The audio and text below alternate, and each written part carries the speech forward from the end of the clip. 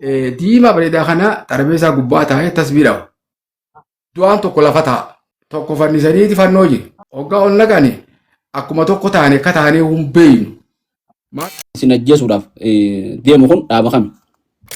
Achi booda bultii 10 takka hin bayfannaan. Duruun deedaanuu. Xaayirii fi Magarsaa dura bu'aa fi barreessaa taatanii filamtan kun kanuma damee afaan bakka jiru kana moo dhaaba kami? Jarjaratti jara kana fixuu qabna jedhanii fuudhanii xaaribaal achi baasanii harka dudduubatti hidhanii isa dhawan xaarii makkaneessi hin jookan. Yeroo kun baramee gaafa gartee osoo adda bilisummaa Islaamaa Oromiyaa osoo hin dhaabbiin dura hidhanii hoggaa isaan na fuudhan. Hoggansi dhaabaa eenyufaadha yeroo kana? Obboleessa Abiyyi Ahmad Siigalee Mahammad Awwal Ahmad Ali kanaa wajjin socho'aa ture nama 48 achirraa feeneeti qaxxitaa xayyaara dargaggoon Suudaan.